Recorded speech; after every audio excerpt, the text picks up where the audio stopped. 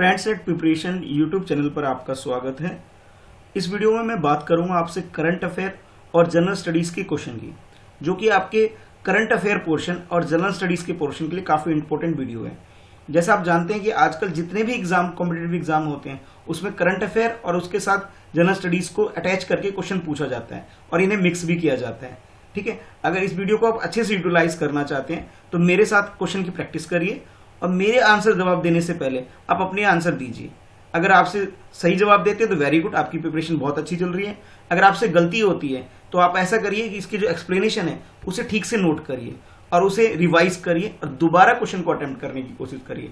इस तरह से आप अपने स्कोर को इम्प्रूव कर सकते हैं और वो गलती जो आप एग्जाम में करने वाले थे उससे पहले इस वीडियो में गलती कर लीजिए और अपनी गलतियों को सुधार करके ही आप अपनी क्वालिटी को इम्प्रूव कर सकते हैं। चलिए स्टार्ट करते हैं पहले क्वेश्चन के साथ।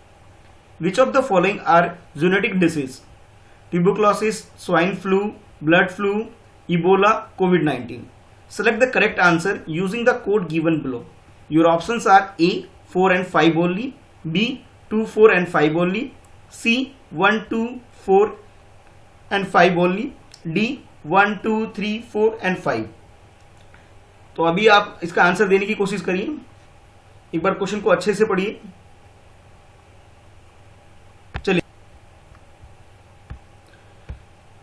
तो इस क्वेश्चन का करेक्ट आंसर है डी, यानी कि 1, 2, 3, 4 एंड 5। जैसे आप इसमें क्वेश्चन में पूछा गया जूनोटिक डिसीज। जूनोटिक डिसीज का मतलब वो डिसीज है जो कि किसी ना किसी तरीके से जानवरों से स्टार्ट होकर के जानवरों में भी फैलता है और उसके बाद इंसानों को में फैलता है। और आज के टाइम पे करंट सिनेरियो में भी ये हो रहा है कि कोविड-19 पूरी दुनिया में फैला हुआ एक ऐसी ही बीमारी है और ये इतना ज्यादा इंपॉर्टेंट हो गया है कि ये सिर्फ चाइना में ही नहीं, पूरे वर्ल्ड इससे किसी ना किसी तरीके से इन्फेक्टेड है। तो अब कोई भी एग्जाम होने वाला है तो आप मान के चलिए इस तरह की बीमारी के बारे में पूछा जा सकता है। कोविड-19 काफी चर्चा में है, सब इसके बारे में जानते होंगे, बट आप कोविड-19 की तैयारी करते करते बाकी उन सारे जूनोटिक डिसीज की लिस्ट बना लीजिए जो इस जूनोटिक बीमारी से रिलेटेड है, ताकि आपको किसी भी एग्जाम में अगर आपसे कुछ पूछा जाता है तो आप इसका सही जवाब दे सकें।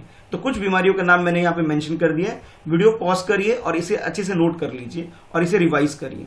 चलते हैं नेक्स्ट क्वेश्चन की तरफ।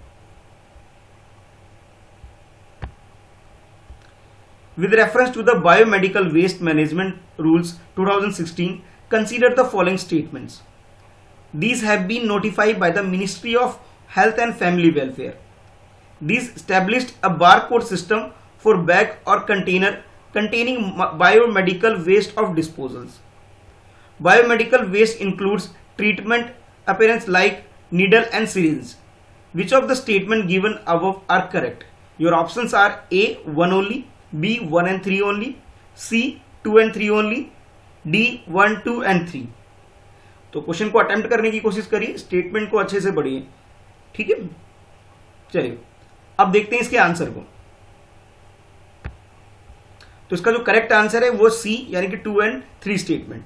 अगर आप इस क्वेश्चन को ध्यान से देखते हैं तो जैसे आप जानते हैं कि जो हमारे हर्षवर्धन है, डॉक्टर हर्षवर्धन, अभी आज के टाइम पे उनके पास ministry of health and family welfare है। तो इस क्वेश्चन में कंफ्यूजन वाला जो पार्ट है वो फैमिली वेलफेयर है। पहले ये डिपार्टमेंट 2016 में इनके पास नहीं था, इनके पास था इन्वायरमेंट एंड क्लाइमेट चेंज था। ठीक है, तो यहां से कंफ्यूजन होना बड़ा सिंपल है कि हम कंफ्यूज होते हैं और आंसर गलत कराते हैं, जबकि यहाँ पे फैमिली वेलफेयर डिपार्टमेंट 2016 में इनके पास नहीं था, इनके पास था इन्वायरमेंट एंड क्लाइमेट चेंज था। तो इसका जो करेक्ट आंसर है यानी कि 2 and 3। ठीक है, अच्छा अब चलते हैं नेक्स्ट क्वेश्चन नंबर 3 की तरफ। Consider the following statement with reference to the United Nation General Assembly. All United Nation member are represented in United Nation General Assembly. The president of the General Assembly is elected every 5 years from among its member. Which of the statement given above are correct? Your options are A 1 only, B 2 only, C both 1 and 2, D neither 1 nor 2। Question को attempt करने की कोशिश करिए और statement को ध्यान से पढ़िए। स्टेटमेंट अगर आप ठीक से पढ़ पा रहे तो तभी आप आंसर कर पाएंगे।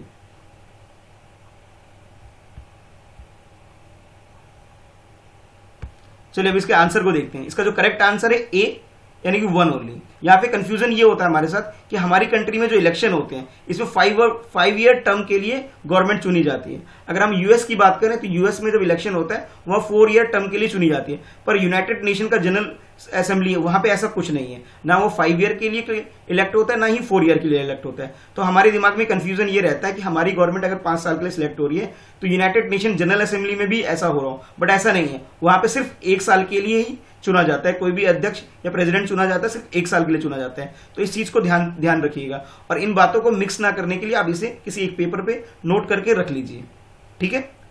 तो चलते हैं फिर नेक्स्ट क्वेश्चन की तरफ।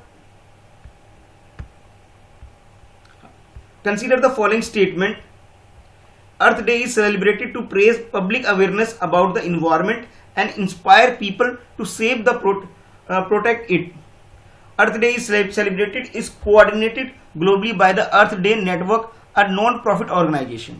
Which of the statement given above are correct? Your options are A 1 only, B 2 only, C both 1 and 2, D neither 1 nor 2. Question को अटेम्प्ट करिए, दोनों स्टेटमेंट को ठीक से पढ़िए। तो ठीक है, फिर अब देखते हैं इसके आंसर को। तो इसका जो आंसर है वो है सी। जैसा कि आप जानते हैं कल यानी कि 22 अप्रैल को पूरी दुनिया में अर्थ डे सेलिब्रेट किया गया। ये अर्थ डे का 50th एडिशन था और इसका जो थीम थी इस बार की वो क्लाइमेट चेंज था। और मैं आपको बताना चाहूंगा इस अर्थ डे के ऊपर कल मैंने एक स्पेशल वीडियो बनाई है, आप उसे देखकर इसके बारे में बारीकी से जान सकते हैं कि 1970 में यानी कि 1917 में इसकी स्टार्ट हुई थी अमेरिका में। लोगों ने इसके लिए काफी प्रोटेस्ट किया था कि इन्वायरमेंट को, पानी को, एयर को और जो इंडेंजर कैटेगरी में जो जानवर है उसको हमें उनकी सुरक्षा के लिए हमें कोई ना कोई एक डे सेलिब्रेट करना चाहिए ताकि लोगों में अवेयरनेस फैला सकें। तो कल इसका 50th एडिशन सेलिब्रेट किया हम लोगों ने। और ये जो अर्थ डे फाउंडेशन है ये एक नॉन गवर्नमेंटल ऑर्गेनाइजेशन है, यानी कि ये किसी प्रॉफिट पे काम ना करके ये बल्कि इन्वायरमेंट को प्रोटेक्ट करने के लिए काम करती है। तो ठीक है, फिर चलते हैं नेक्स्ट क्वेश्चन की तरफ। With reference to the Brent crude oil, consider the following statement. Brent crude oil is extended from the field near the North Sea. It has the lower sulfur content than the West Texas Intermediate.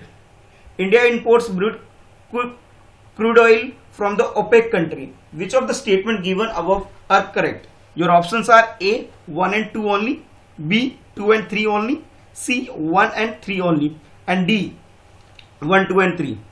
तो तीनों statement को ध्यान से पढ़िए कि crude oil जो है ये आज के टाइम पे पूरे वर्ल्ड के लिए काफी एक जरूरत की चीज है और इसी को लेकर के काफी वॉर कंडीशन भी हो रहा है अमेरिका और ईरान के बीच में। तो इसलिए ये क्वेश्चन को यहां पे पूछा जा रहा है। तो इसका जो करेक्ट आंसर है यानी कि सी 1 and 3।